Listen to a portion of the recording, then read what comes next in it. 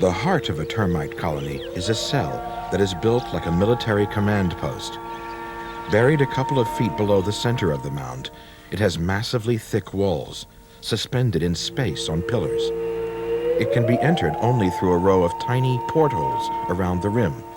Easily defended, this is the nerve center of the mound, the royal cell. Permanently sealed inside it are the king and queen. Except for her eyes, the front end of a termite queen is not so different from that of her subjects, but from the waist down, it's another story. 4 inches long and as thick as a man's thumb, she is thousands of times heavier than the workers who attend her. Beside their queen, the workers look like a ground crew handling a half-inflated airship.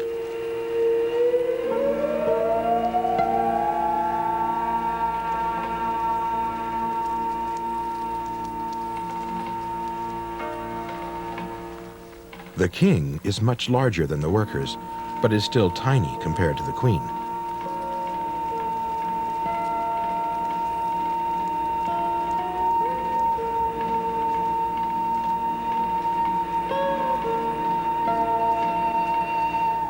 The queen lives up to 15 years and is an egg-laying machine. Every day she lays almost a third of her own weight in eggs, an incredible 30,000 eggs a day. As the eggs are laid, the workers collect them and carry them off. With one arriving every few seconds, it is an endless task.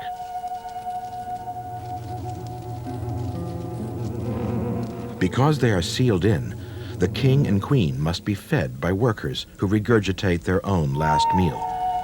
The soldiers must be fed too, because their jaws are so specialized for fighting.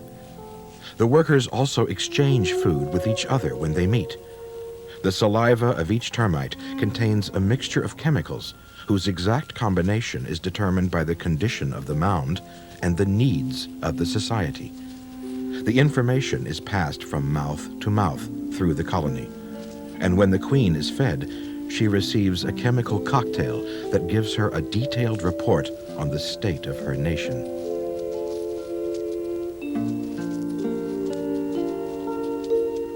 The queen takes in and processes all this information, and then exudes the chemical equivalent of a computer printout that contains all the instructions needed for the running of her mound.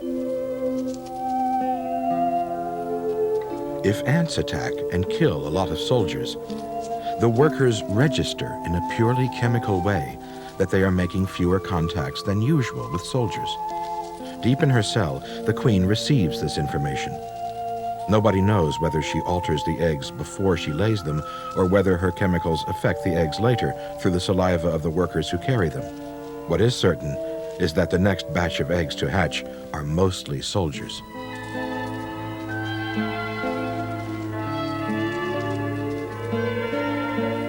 All this mutual feeding is exploited by minute creatures called springtails that spend their lives riding on the backs of the termites. At each exchange of food, the springtail sidles forward and helps itself to a tiny share. Springtails are quite democratic. From queen to commoner is just a tiny hop.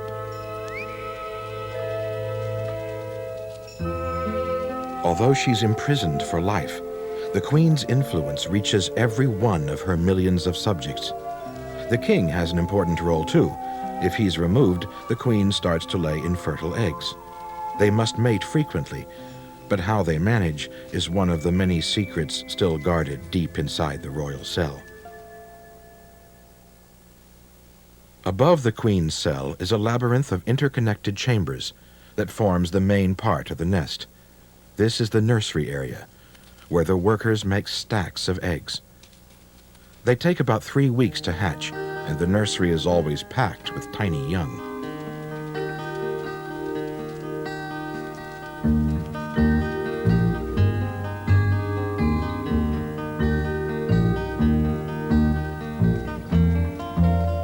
Termites don't have a larval stage. What emerges from the eggs is a perfectly formed animal, no bigger than a pinhead, a delicate miniature in spun glass.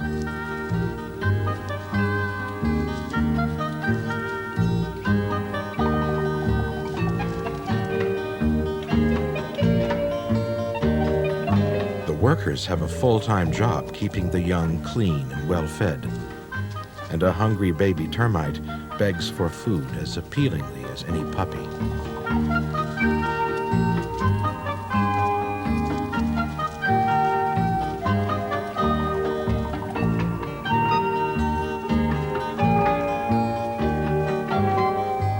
These new generations make up almost 50% of the population. To gather food for all these mouths, the workers dig tunnels that radiate out as far as 50 yards from the mound. When they find food, such as this fallen weaver bird's nest, they come to the surface and in a few hours cover it with a shell of mud.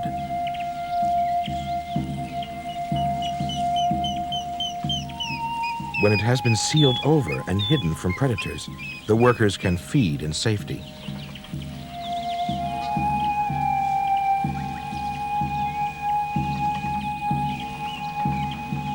The inhabitants of a large mound remove about half a ton of vegetation litter a year.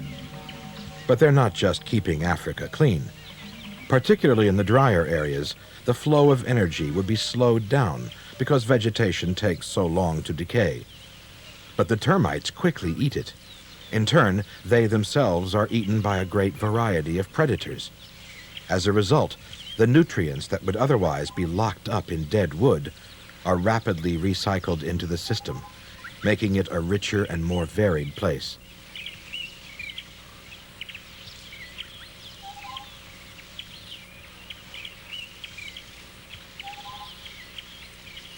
Grass and wood contain a high proportion of cellulose, rich in energy, but indigestible even to a termite.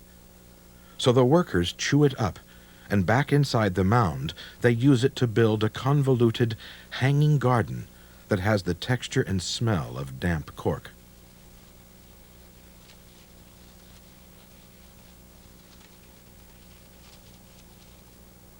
The crop in these termite gardens is mushrooms.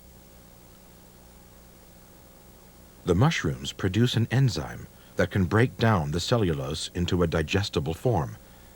A hungry termite first eats some of the garden material and then nibbles on a mushroom, thus mixing in its stomach one of the most indigestible meals in nature and the magic means of digesting it. The termites cannot live without the mushrooms, and the mushrooms only grow on the gardens created for them by the termites. It's one of the most remarkable associations in nature.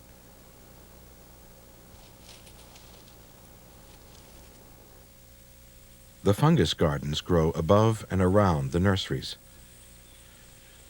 Several million active little bodies, plus the growing process in the fungus gardens, give off a lot of heat to which termites are very sensitive. So they build an air conditioning system, which takes the form of a series of chimneys running through the mound. Warm air rises through these chimneys and is replaced by cool air entering at the base of the mound. If a hot wind is blowing, the workers go down as far as 150 feet to the water table. At the bottom of these wells, the workers fill their tiny bellies, climb back up to the nest, and spread the water on the walls to cool the nest by evaporation. Their control over the system is very precise, by opening or closing the small chimneys, and by varying the dampness of the walls. They keep the temperature constant to within a half degree of a comfortable 86 degrees.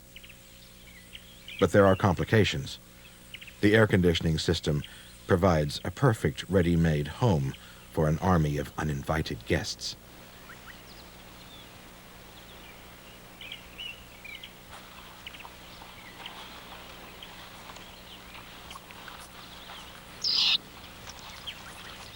Soon after dawn, a pack of dwarf mongooses starts to awaken.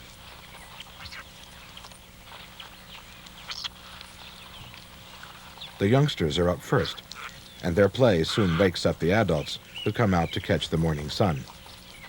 Before long, the termite tenement is alive with them.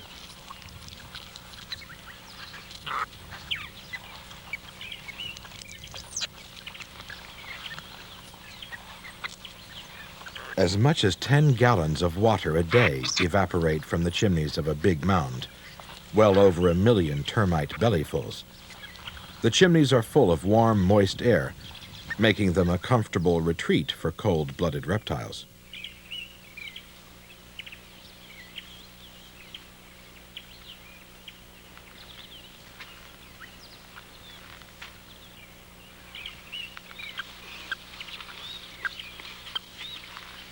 The most common is the monitor lizard, which grows to over 5 feet long and often shares a mound with a family of mongooses. He would eat a mongoose if he could catch one, but in the confines of the chimney he can't move easily, so it is safe for the youngsters to investigate. Another animal that often uses termite mounds is the jackal, who hides her pups down the chimneys. It's safer than an ordinary burrow. The mud walls of the mound are like concrete, and few predators could possibly dig the puppies out. Having other creatures living in the air conditioning doesn't bother the termites. If one chimney happens to be blocked by a visitor like the elephant shrew, the termites will just open up another. In some tunnels are little piles of dead insects, which sometimes move. They are the macabre camouflage of the assassin bug. This creature pounces on termites, kills them with an injection from its sharp proboscis, and then sucks its victim dry. Finally, it adds the hollow shell to the gruesome collection on its back.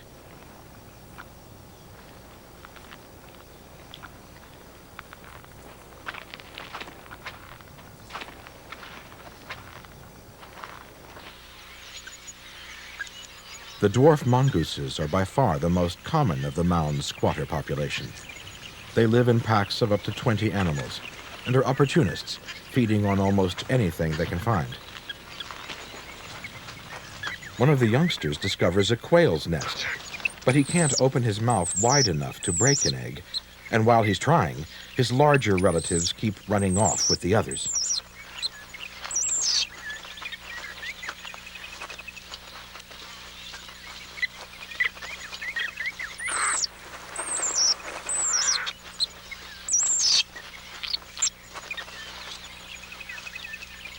Soon there's just one left, and he'll fight anyone to keep it.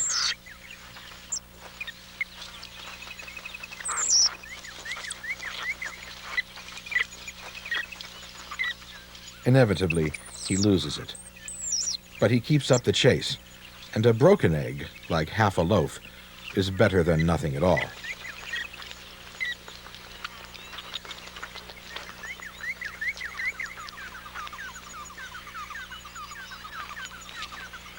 The monitor lizard, being cold-blooded, stays in the mound until it's warmed up by the sun, and then sets out hunting. Like the mongooses, it eats anything that comes its way: insects, eggs, small mammals, or fellow reptiles. Anything that tastes edible to a ceaselessly flicking tongue.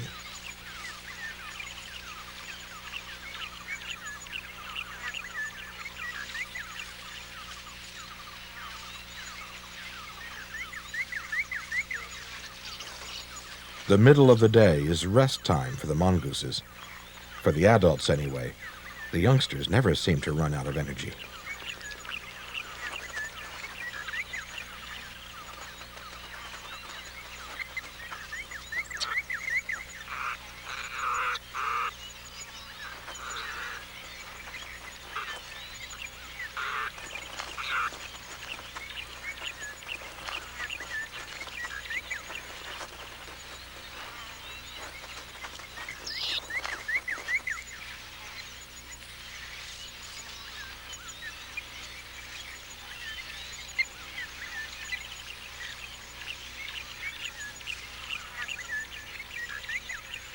Baby mongooses are just what the spitting cobra is looking for when it comes to the mound. But the mongooses have spotted him, and now the monitor too is returning.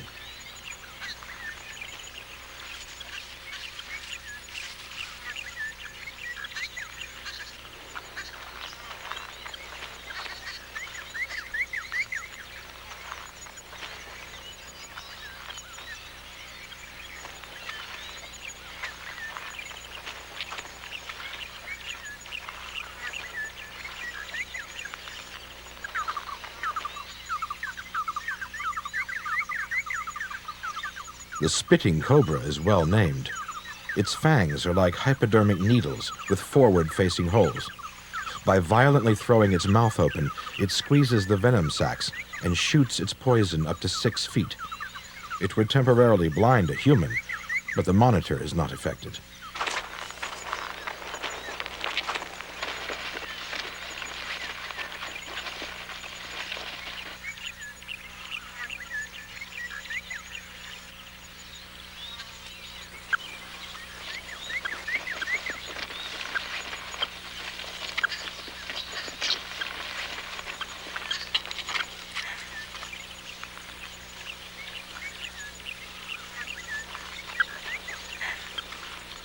The lizard slides a membrane over its eyes to protect them, but it can't protect itself from the bites. It may be immune to the deadly venom, but it doesn't like being bitten.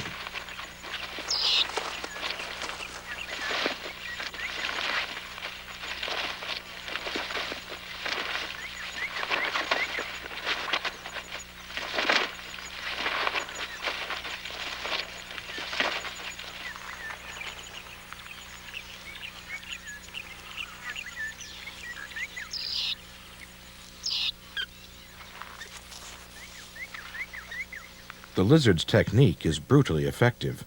It simply beats the snake into submission and then crushes the life out of it. As soon as it's dead, it will be swallowed whole, inch by battered inch.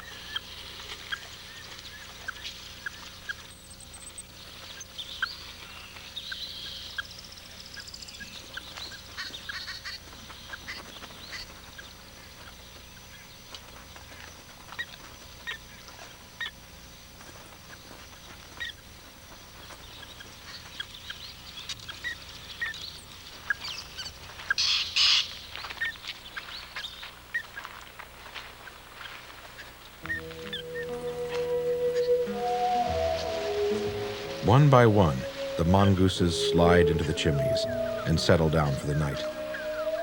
Tomorrow will see the beginning of a whole new season.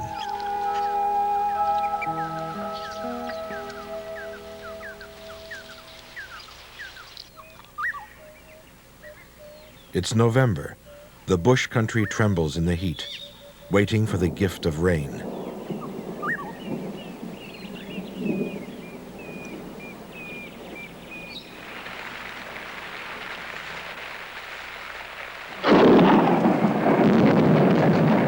The hollow shell of mud that was once a weaver bird's nest crumbles and is washed back into the earth.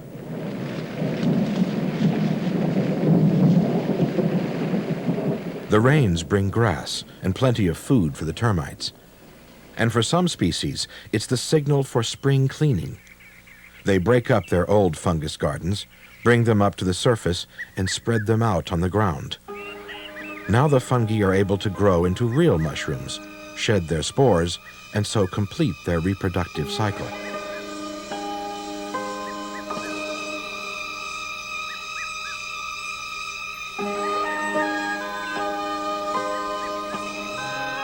The termites, meanwhile, build new gardens and plant them with spores collected from the ripening mushrooms.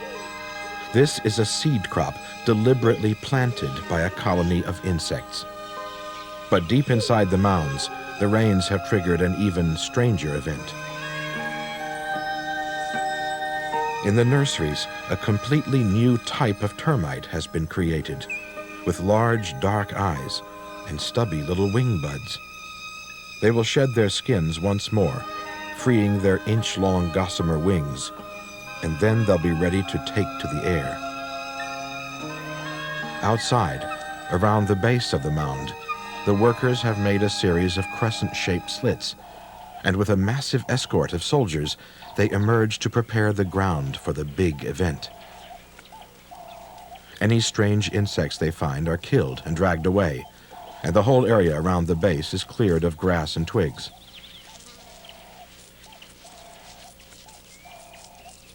Just after dark, workers emerge to test the conditions.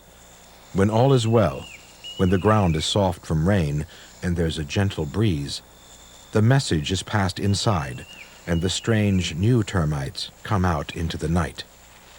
and it is pure fantasy.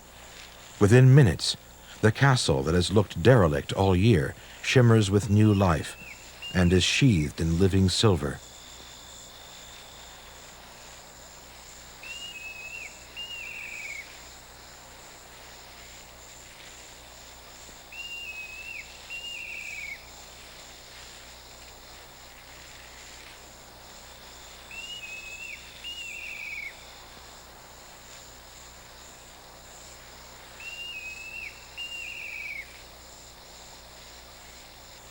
These new creatures are princes and princesses who, like Cinderella, have one magical night before returning to darkness and drudgery.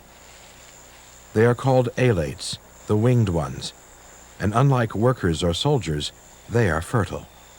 This flight, synchronized with flights from other mounds in the area, is to disperse them and enable them to find a mate and start new colonies. Back at the mound, the workers tidy up, go inside, and seal up the holes. The magic is over in about 15 minutes, and it happens on only one night every year. For other species, it's a daytime event, and daylight reveals more of the mysteries. The alates travel on the wind from 50 yards to several miles. When a female lands, she produces a chemical sex attractant, which she fans into the air with flailing wings. To a passing male, it's irresistible. When a pair get together, they throw off their wings. It looks spontaneous, impulsive, but it's simply the next step in a rigidly programmed piece of behavior. The wings have served their purpose. The next priority is to find a suitable place to start a nest.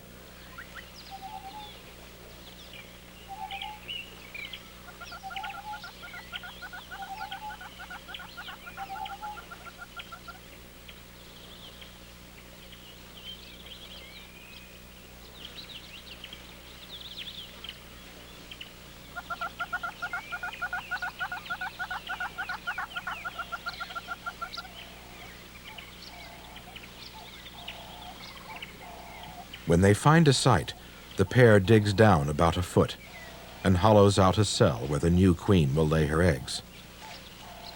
Like the wings, the eyes have now served their purpose and will be used no more. The pair will spend the rest of their lives in total darkness. 6 months later, a new society is in the making, with a couple of soldiers, a few dozen workers, and even the beginnings of a fungus garden. But for every pair that settles down and starts growing mushrooms, there are tens of thousands whose nuptial flight has a different ending.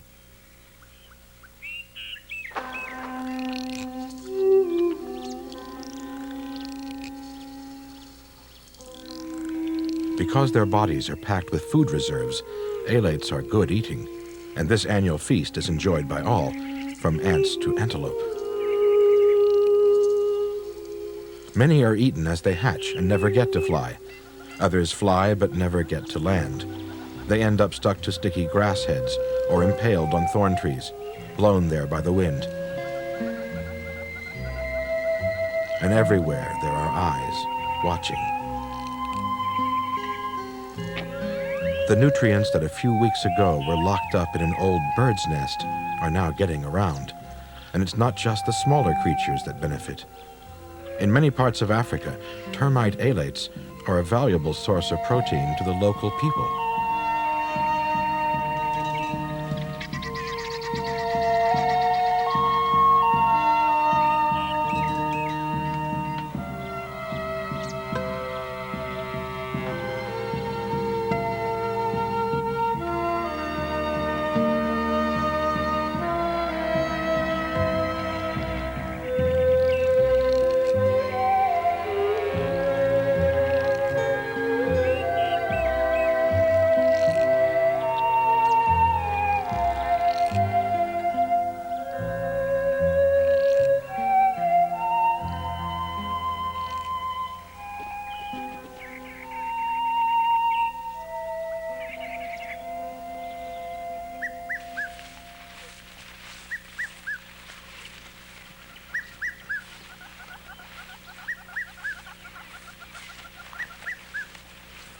In the Pokot tribe of northern Kenya, termite mounds are individually owned by the men and are passed on to their sons just like any other valuable possession.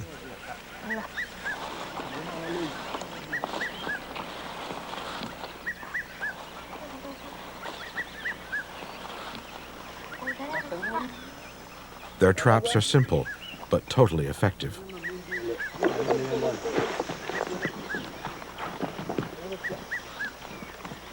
Leafy branches are piled on one side of the mound, then covered with a couple of cow skins. Next, all the flight holes around the base of the mound are blocked, so that the alates are forced to emerge underneath the skins. The edges of the trap are sealed with earth, leaving only one exit at the front, where a smooth-sided circular pit is dug.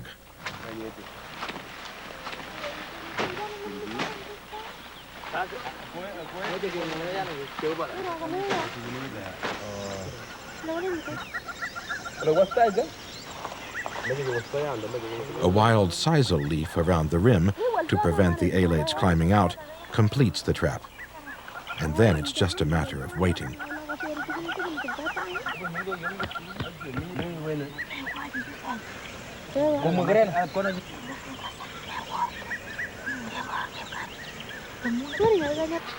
The alates emerge under the cowskin, head towards the light, and fall into the pit. A big mound will yield 4 or 5 gallons of termites.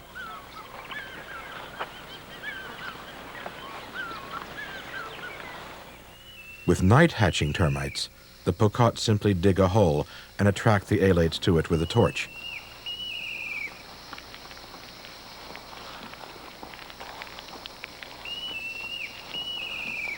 Some are eaten fresh, but the bulk of the catch is taken home. Lightly roasted in their own fat, they last for months. They contain about 40% fat and 40% protein, and taste like a mixture of bone marrow and peanut butter. When they are ready, they are tossed to winnow out the wings.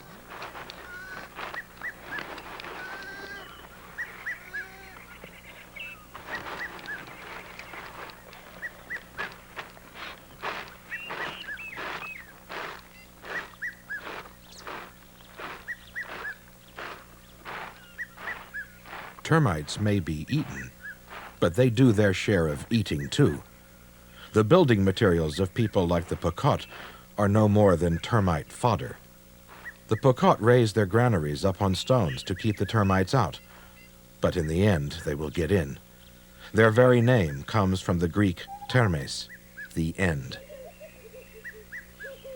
In the past, there have been great kingdoms in Africa, with monarchs who ruled from vast palaces. But the thrones were made of wood, and the palaces were made of timber and grass. Today they are no more. Much of the history of Africa has disappeared into the belly of the termite.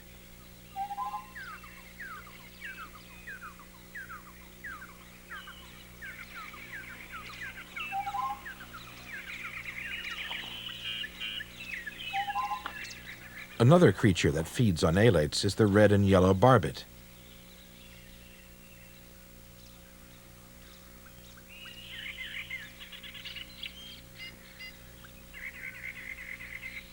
But while everything else has been eating them, their barbet appears to be taking them back to the mound.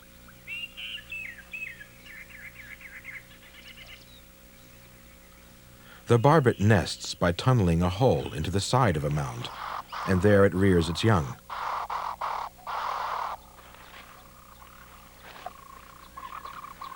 The hole is high up on the walls and doesn't interfere with the termites, so they in turn don't bother the birds.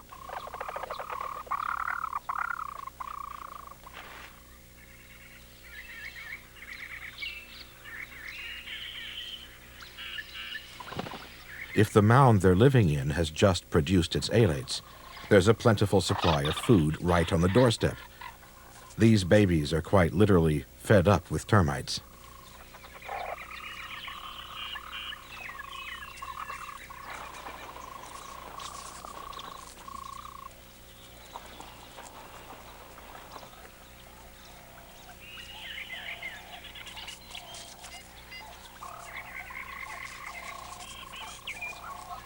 The barbet is one creature that digs holes into the mound without causing any harm. But there is another animal whose tunneling is on a much more epic scale.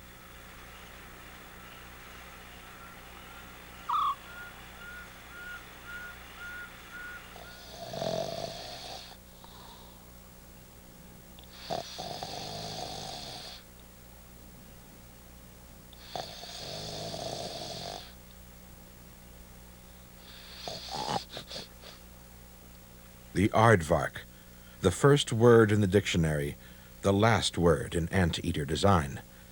Its huge ears can pick up the sound of termites working below ground. The great snout is packed with sensitive receptors and has a hairy filter to keep out the dust, and claws that can open up the hardest mounds. Once the termites are exposed, they come to a sticky end. But it's still early, so the aardvark curls up for a little more sleep.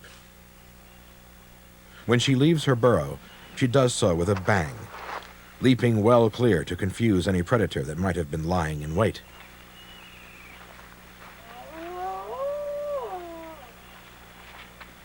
For several seconds, she pauses to listen and sniff the air for danger. She relaxes only when she's sure that the coast is clear, then ambles off on the hunt.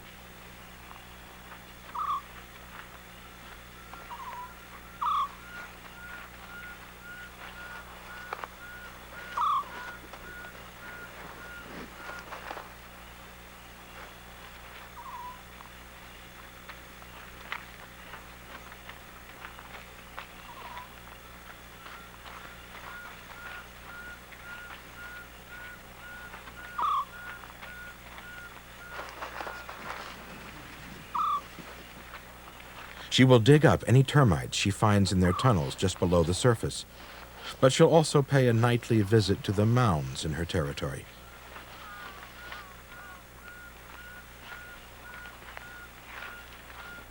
Their digging powers are legendary in Africa. A burrowing aardvark can easily stay ahead of 2 or 3 men with picks and shovels, and it can rip open the concrete-like mounds with ease.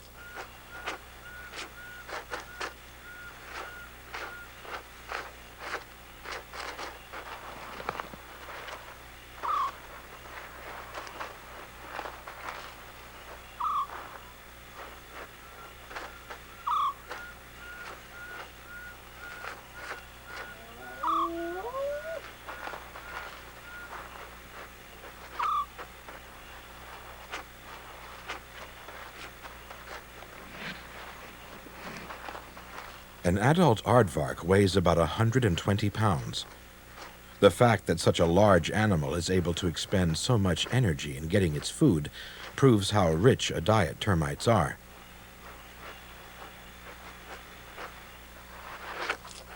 She first breaks open the tunnels, and then, with plenty of puffing from that long snout, blows away the loose dirt before she uses her tongue.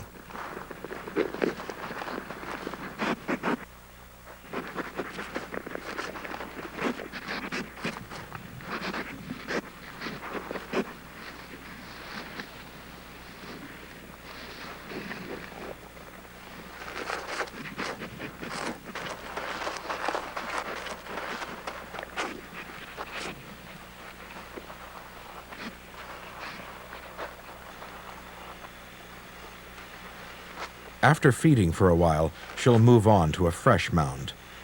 An aardvark seldom does any serious damage, but as it digs deep inside, the chimneys send up puffs of dust like little smoke signals of distress. Most of the mounds in an aardvark's territory have holes dug in them, and these provide perfect homes for creatures like the porcupine, who likes to live in burrows, but whose feet are too weak to dig in hard ground.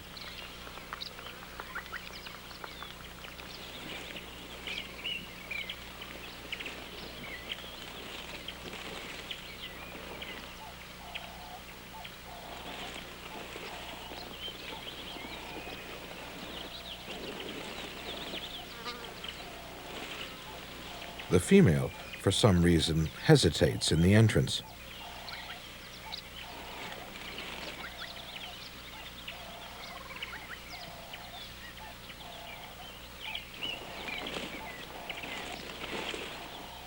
Her mate is impatient.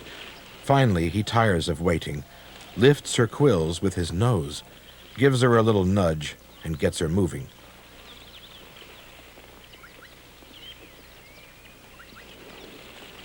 Porcupine quills are no more than hairs that have evolved into this formidable covering of needle-sharp spikes. But another animal that lives in old aardvark holes has an even stranger armor. Except for its belly and the sides of its face, the scaly anteater, or pangolin, is covered with layers of hard, horny tiles. In some areas, it is called the bushfish. It carries most of its weight on its hind legs, with its heavy tail acting as a balance.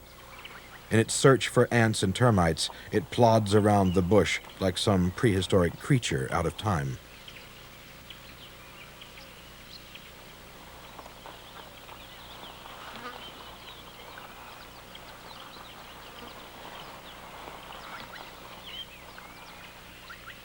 When she is hunting, the cheetah often uses a termite mound as a vantage point to search for prey.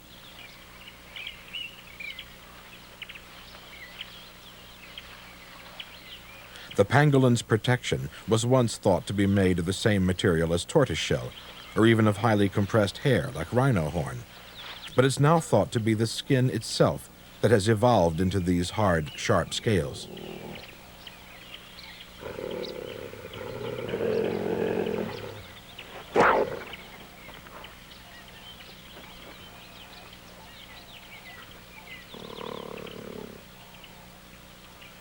Wearily, the pangolin tucks in its head, knowing that if it curls up and lies still for long enough, the cheetah will eventually get bored and go away.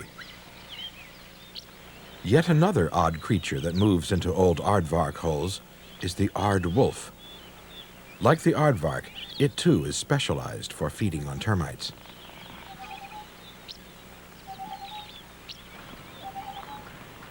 But this jackal-sized animal doesn't dig them up. Its hind legs are too frail for that. Instead, it finds them on the surface and licks them up with a broad and sticky tongue.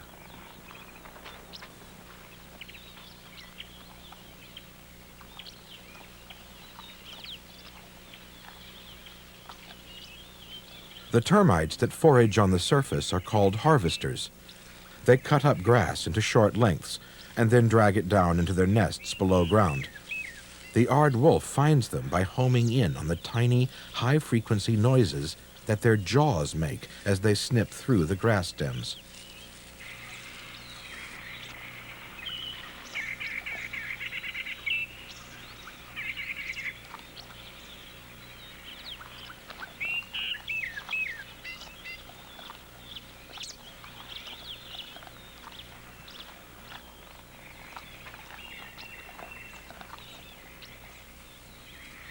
But this is an advanced species of harvester, and because it can store food in the nest, it only needs to come to the surface occasionally and is not a reliable source of food. But there is another, more primitive species that does not store its food and has to forage on the surface every day. Instead of jaws, the soldiers of this species have snouts like guns, through which they fire a sticky fluid that smells of turpentine.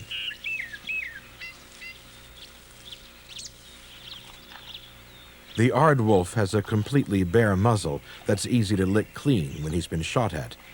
But after he's fed for a minute or two on a patch of these termites, the percentage of soldiers goes up, the turpentine flavor gets too much, and he moves on.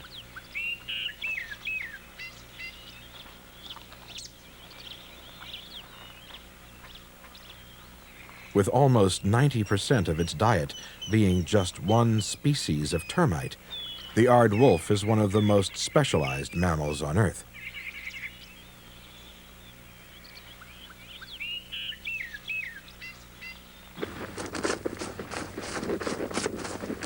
When the aardvark digs into a mound, it normally does only minor damage around the edge of the nest. But sometimes, if one is really hungry, it will tear the heart out of a nest and leave it shattered and exposed. Responding to the inrush of cool air, the workers come pouring out to repair the damage. and the soldiers sound their clicking alarm by beating their heads on the ground. In emergencies like this, individual termites show amazing courage. They will risk their lives to defend and rebuild the nest. The royal cell has been broken open, and the queen is helpless and exposed. Left in the open, she will soon die. She must be rescued immediately. But at the edge of the broken nest, there is an even greater threat. A scout for an invading army ant column, a deadly enemy, has discovered the damage. If the termite soldier wins, the workers may have time to seal up the nest. But if the army ant wins and goes off for reinforcements, the nest will be in serious danger.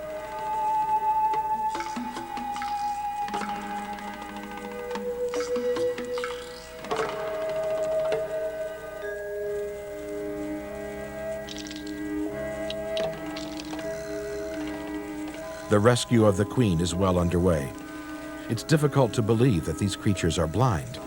Guided only by chemical stimuli, they cooperate to push, pull, and lift the queen, and slowly, unbelievably, that vast body is moved toward safety.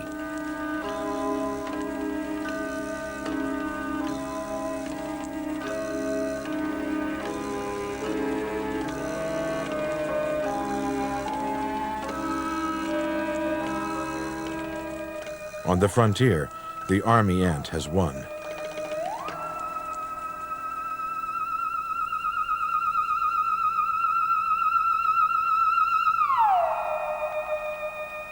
Even as some workers heave the queen inside the nest, others are building a wall behind her. Termite soldiers are defenders. If the workers could repair most of the damage, the soldiers could cover any small gaps. But there isn't time. The termites and army ants meet in open combat.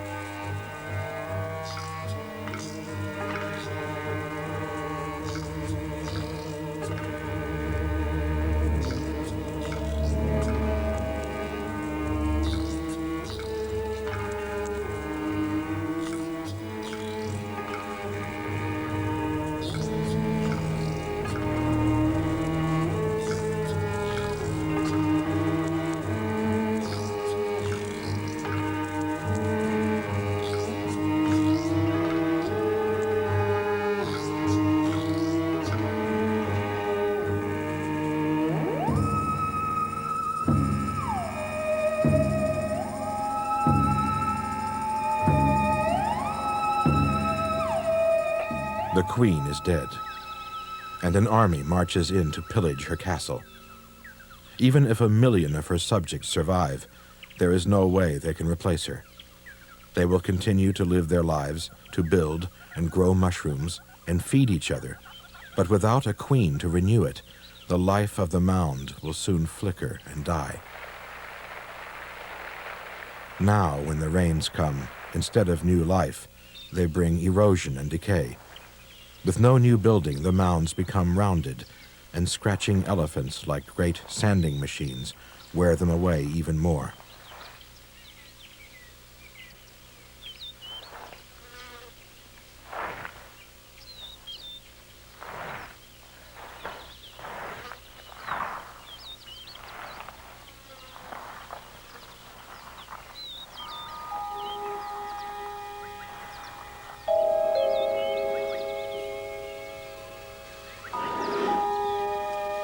It will take years of wind and weather, but eventually there will be just a bare patch on the plain to mark the mound's passing. But then, one day, early in some rainy season, a pair of alates will land and shed their wings and start to dig. The whole cycle of life in the termite zone is starting all over again.